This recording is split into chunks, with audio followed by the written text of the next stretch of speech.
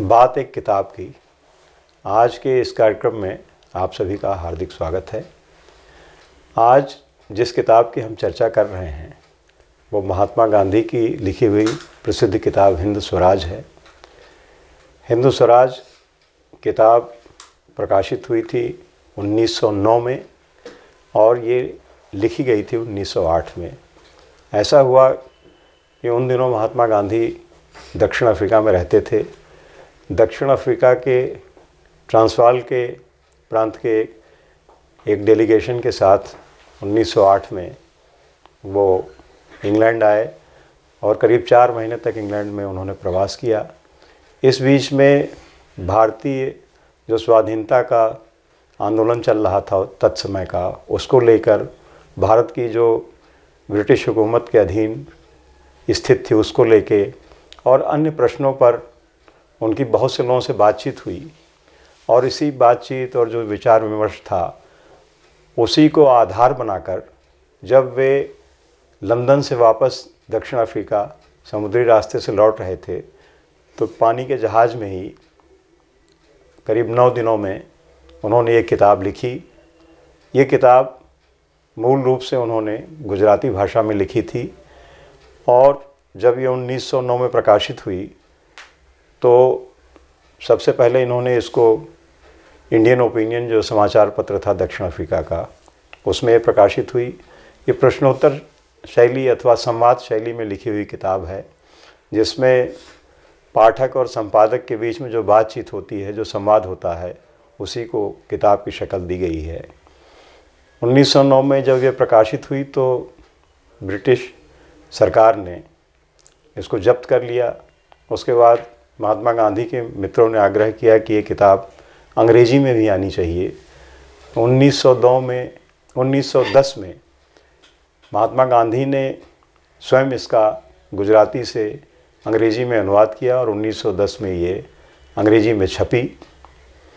हिंद स्वराज जिस समय लिखी गई थी उस समय की पृष्ठभूमि भी देखना थोड़ा सा आवश्यक होगा इसको समझने के लिए।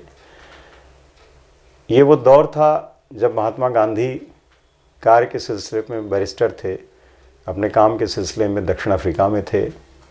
अभी भारतवर्ष में उनका राजनीतिक रूप से पदार्पण नहीं हुआ था। 1915 में वे भारत आए थे और उसके पश्चात उन्होंने भारतीय स्वतंत्रता आंदोलन में योगदान देना शुरू किया था।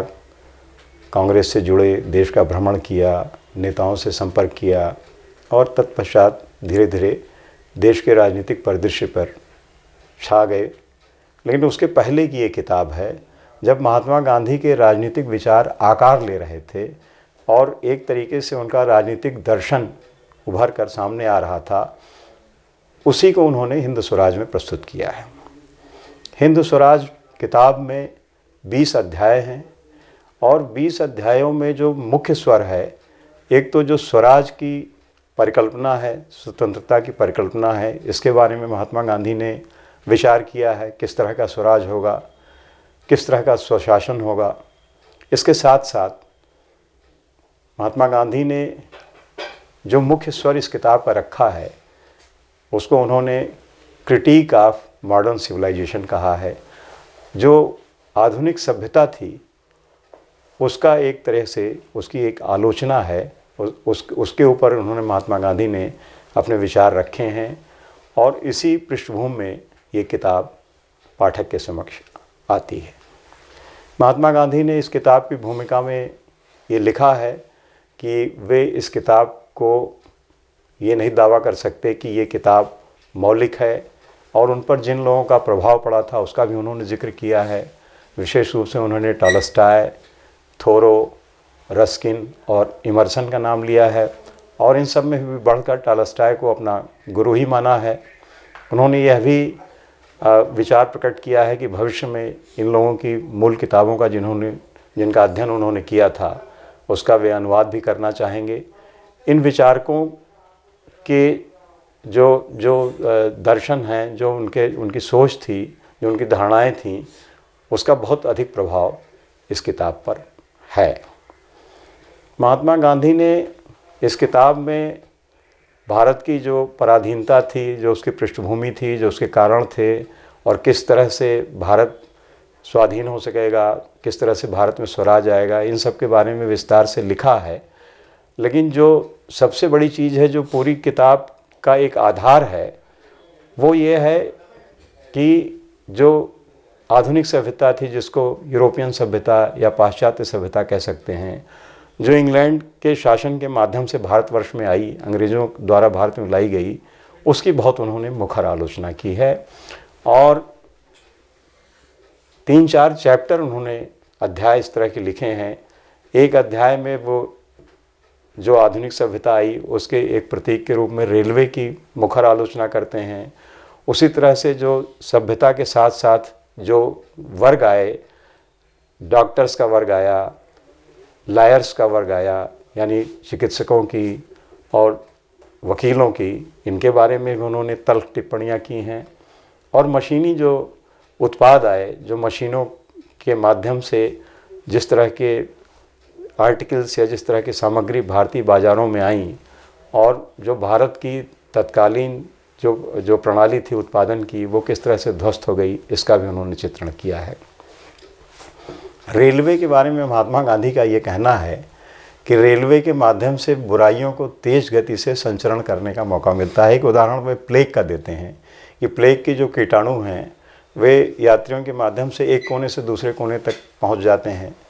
इसी तरह से उनका कहना है कि मालगाड़ियों के माध्यम से अनाज एक जगह से दूसरी जगह चला जाता है, और जब फिर अनाज की कमी पड़ जाती है तो लोगों को फिर भूख की समस्या होती है। वे एक और बहुत ही मनोरंजक चीज़ बताते हैं कि पहले के समय में जब रेल नहीं थी, यात्रा के जो पारंपरिक साधन थे, तो तीर्थ स्थानों पर जो लोग जाते थे बहुत ही कठिनाई से जाते थे, और जिनकी वास्तविक इच्छा होती थी, संकल्प शक्ति होती थी, वो लोग कष्ट सह के तीर्थ यात्रा करते थे। अब जब रेल आ गई है तो महात्मा गांधी के यही शब्द हैं कि दुष्ट लोग दुष्टता करने के लिए भी रेल के माध्यम से तीर्थ स्थानों तक पहुंच जाते हैं। रेल के माध्यम से महात्मा गांधी का ये मानना था कि ब्रिटिशर्स ने, अंग्रेज़ों ने देश में एक तरह से अपनी हुकूमत को सुदृढ़ कर लिया और इस पर अच्छी तरीके से काबिज हो गए, इसलिए भी वे रेल के खिलाफ अपनी बात कहते हैं। इसी तरह से चिकित्सकों के बारे में और वकीलों के बारे में भी उनकी धारणा है कि ये जो दो वर्ग हैं, ये खाली धन के लिए, अपने सम्मान के लिए, अपनी प्रतिष्ठा के लिए इस तरह का व्यवसाय अपनाते हैं। और वकीलों के लिए वे कहते हैं कि ये वो वर्ग है जो झगड़ों को और बढ़ा देता है, इसके चक्कर में पड़कर लोग कर्जदार हो जाते हैं, भाई भाई में झगड़ा हो जाता है। चिकित्सकों के लिए उनकी धारणा है कि ये लोग रोग को मूल रूप से नष्ट नहीं करते हैं, बल्कि उसको दबाते हैं, और जो प्राकृतिक रूप से अथवा जो पारंपरिक चिकित्सा पद्धति थी वो रोग को समूल नष्ट करती थी। इस प्रकार महात्मा गांधी का ये विचार है कि ये सब जो चीज़ें आई हैं, महात्मा गांधी तो ये भी कहते हैं कि मैं जो डॉक्टर्स हैं, मॉडर्न डॉक्टर्स की बजाय क्वैक्स, जिसको हम लोग झोला छाप या प्रशिक्षित डॉक्टर कहते हैं, मैं उनको भी ठीक समझता हूँ, क्योंकि उनके अंदर मानवता होती है। इसी तरह से मशीनों के खिलाफ भी महात्मा गांधी का विचार है, और उल्लेख करते हैं कि जिस तरह से मैनचेस्टर की मिलों से जो कपड़ा आया, उससे हमारा हैंडलूम या हमारा हथकरघा का जो पूरा तंत्र था वो नष्ट हो गया, और जिस तरह से लोग आत्मनिर्भर थे वो उस पर बाधा पड़ी और देश का पैसा बाहर गया, इसलिए मशीनों के खिलाफ भी वो बात करते हैं। तो इन चीज़ों को, इन वर्गों को वो मानते हैं कि इनके माध्यम से जो आधुनिक सभ्यता थी वो भारत में प्रवेश कर गई। महात्मा गांधी ने बहुत जोर देकर इस किताब में कई बार इस चीज़ को लिखा है कि जो भारत की सभ्यता है या थी, उसको वो अंग्रेजी सभ्यता से या पाश्चात्य सभ्यता से हर मामले में श्रेष्ठ पाते हैं। जो आधुनिक सभ्यता है उसको उन्होंने 9 डेज वंडर, 4 दिन की चांदनी कहा है, और ये बताया कि भारतीय सभ्यता आदिकाल से थी और बहुत ही पुरातन है और सतत चल रही है और हर मामले में उनसे श्रेष्ठ है। गांधी जी ने इस किताब में अंग्रेज़ों की तो नहीं, लेकिन जो अंग्रेज़ी व्यवस्था है या जो इंग्लैंड की उस समय की तत्कालीन प्रणाली थी उस पर भी बहुत गहरे प्रहार किए हैं। इंग्लैंड की स्थिति को बयान करने के लिए उन्होंने इंग्लैंड की पार्लियामेंट को बताया है, तो पार्लियामेंट उसको उन्होंने बाँझ बताया है कि इससे किसी तरह का कोई गुणात्मक या कोई ठोस कार्य नहीं होता है। और कार्लाइल को उन्होंने कोट किया है कि कार्लाइल के शब्दों में उन्होंने बताया कि ये एक बातूनियों की दुकान है।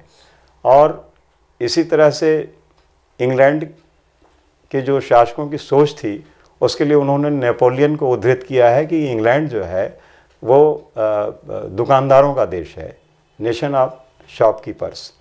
तो वो महात्मा गांधी बताते हैं कि इंग्लैंड का तो उद्देश्य महज लाभ कमाना है और भारत में भी लाभ कमाने के लिए आए थे। कंपनी, महात्मा गांधी लिखते हैं कि वे कंपनी बनकर आए थे और हम लोगों ने उनको कंपनी बहादुर बना के अपने देश का शासक बना दिया। उनका ये भी कहना है कि देश की पराधीनता के लिए अंग्रेज़ दोषी नहीं है बल्कि भारतवासी ही दोषी हैं, क्योंकि अंग्रेज़ तो यहाँ पर व्यापार करने आए थे, लेकिन जो हम लोगों में फूट थी, आपसी प्रतिस्पर्धा थी और आपस में मतैक्य नहीं था, जिसका उन्होंने फ़ायदा उठाया और हम लोगों ने उनको शासक के रूप में प्रतिष्ठित कर दिया।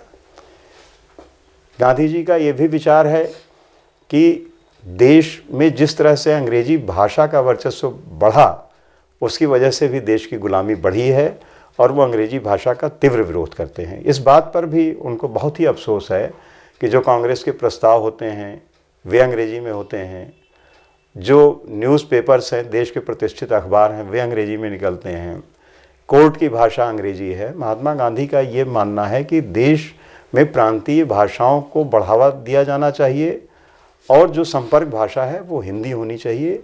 अंग्रेजी भाषा के माध्यम से देश में सिर्फ दास्ता का प्रसार होगा और जो स्वराज की भावना है वो कभी पनप नहीं पाएगी। महात्मा गांधी जी ने हिंदू स्वराज में ये भी प्रदर्शित किया है कि सच्चे स्वराज का अर्थ ये नहीं है कि अंग्रेज़ देश से चले जाएं और भारतीयों का शासन हो जाए तो स्वराज आ जाएगा।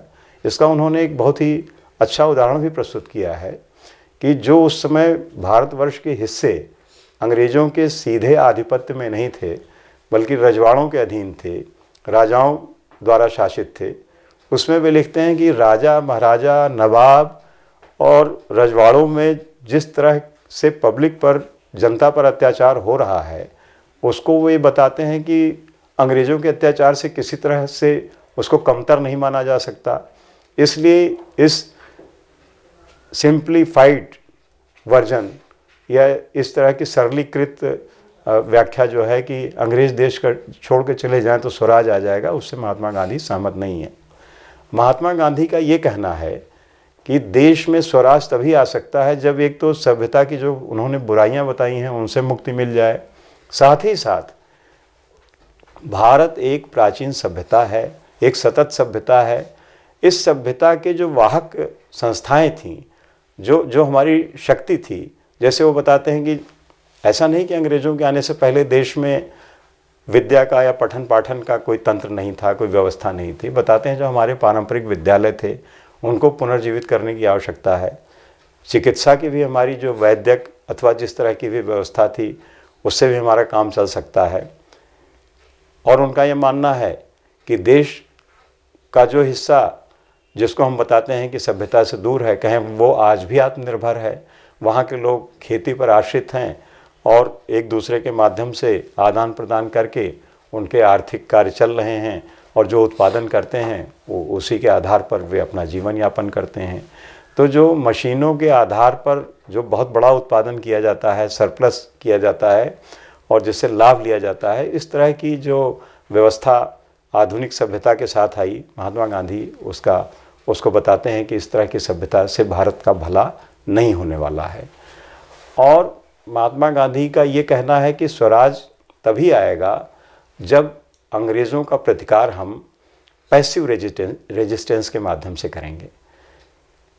इसी किताब में एक पूरा अध्याय पैसिव रेजिस्टेंस और सत्याग्रह पर है। इत्तेफाक की बात है कि उन दिनों महात्मा गांधी दक्षिण अफ्रीका में इस तरह का प्रयोग कर रहे थे और करीब 2 वर्ष से उन्होंने सत्याग्रह के प्रयोग दक्षिण अफ्रीका में किए थे। इसलिए इस किताब में उन्होंने ये अपना मत बहुत दृढ़ता से प्रकट किया है कि सत्याग्रह ही एक ऐसा रास्ता है जिसके माध्यम से ब्रिटिश हुकूमत से लड़ा जा सकता है और उसको हराया जा सकता है। इस आक्षेप का भी वो जवाब देते हैं कि सत्याग्रह कमज़ोर का अस्त्र है। वो बताते हैं कि नहीं, सत्याग्रह मजबूत आदमी का अस्त्र है। जिसका आत्मबल मजबूत होगा वही कानूनों का तिरस्कार कर सकता है, डिफाई कर सकता है। बताए कमज़ोर आदमी कभी भी किसी खराब कानून का, किसी खराब विधि का उल्लंघन नहीं कर सकता। इसके लिए आत्मबल की आवश्यकता होती है। उस समय का जो राजनीतिक परिदृश्य था उस पर भी कुछ टिप्पणी उन्होंने हिंद स्वराज में किया है। विशेष रूप से उन्होंने दादा भाई नौरोजी का जिक्र किया है, गोपाल कृष्ण गोखले का जिक्र किया है, A.O. ह्यूम का जिक्र किया है, बदरुद्दीन तैयब जी का जिक्र किया है। और इन लोगों को बताया कि इन लोगों ने देश में जो राष्ट्रवाद था इसको बढ़ाने में भूमिका प्रकट की है। कांग्रेस की भूमिका की भी सराहना की है कि देश में एक देशभक्ति का जो विचार आया है, जो जज्बा आया है, उसको लाने में उन्होंने कांग्रेस की भूमिका की तारीफ़ की है। रोमेश चंद्र दत्त की किताब इकोनॉमिक हिस्ट्री ऑफ इंडिया का भी उल्लेख महात्मा गांधी ने किया है और बताया है कि इस किताब को पढ़ के ही उनको लगा कि किस तरह से भारत के धन का दोहन अंग्रेज़ों ने किया है। और इस किताब को पढ़ के उन्होंने ये भी लिखा है, इस किताब को पढ़ के वे रो दिए थे कि किस तरह से भारतवर्ष का शोषण हुआ है। ये बहुत छोटी सी किताब है, इसका आकार प्रकार बहुत बड़ा नहीं है। इसको महात्मा गांधी ने बुकलेट भी कहा है। 1921 में एक लेख उन्होंने यंग इंडिया में लिखा था जिसको बताया एक बुकलेट की शक्ल में थी ये किताब। और ये बात सही है कि ये किताब तब लिखी गई जब महात्मा गांधी महात्मा नहीं हुए थे, देश के स्वाधीनता संग्राम का नेतृत्व उस समय नहीं कर रहे थे, राष्ट्रपिता की उपाधि से भी नहीं नवाजे गए थे। वो महात्मा गांधी के फॉर्मेशन के वर्ष थे जिसमें वे अपने विचारों को परिपक्व कर रहे थे, विचारों को शक्ल दे रहे थे। और एक तरह से देखा जाए तो हिंद स्वराज जो उनका राजनीतिक दर्शन है उसका एक घोषणा पत्र है जिसमें वे सभी चीज़ों के साथ आते हैं और विशेष रूप से ये देखते हैं कि किस तरह से देश पराधीनता की ओर बढ़ा, किस तरह से अंग्रेज़ों ने भारतवर्ष को अपने शिकंजे में लिया और किस तरह से इस बड़ी साम्राज्यवादी ताकत को शिकस्त दी जा सकती है, कैसे हमारे टूल्स होने चाहिए, किस तरह की हमारी रणनीति होनी चाहिए, किस तरह का जीवन दर्शन होना चाहिए। और ये एक महज राजनीतिक जीवन दर्शन नहीं है, ये एक संपूर्णता में भारतीय जीवन को उन्होंने संबोधित किया है। और बहुत सी चीज़ें अब ये 1908 में लिखी गई, 1909 में प्रकाशित हुई और हम 2022 में अगर बात करें तो बहुत सी चीज़ें हम लोगों को इसमें थोड़ी सी ऐसी भी अटपटी भी लग सकती हैं। जैसे एक जगह वो कहते हैं कि जो ब्रिटिश शासन है जिसमें एक व्यवस्था कायम हो गई है, तो कह रहे हैं कि इस तरह की व्यवस्था से मैं अराजकता को पसंद करूंगा। और एक जगह उन्होंने लिखा है कि ये जो भील या पिंडारी या जो ठग थे, कहें उनसे भी मुझे इतनी दिक्कत नहीं जितनी अंग्रेज़ों से है। और ये लिखते हैं कि अगर किसी भील के तीर से मैं मर जाऊं तो मुझे कोई अफसोस नहीं होगा, लेकिन जो ये तथाकथित ब्रिटिश शासन है उससे मुझे तकलीफ़ है। तो उस समय के हिसाब से देखा जाए तो ये क्रांतिकारी विचार थे और एक ताज़ी हवा के झोंके की तरह से थे। और 1921 में जब यंग इंडिया में महात्मा गांधी ने अपना लेख लिखा तो उन्होंने बताया कि इसकी स्थापनाओं से मैं अभी भी सहमत हूँ।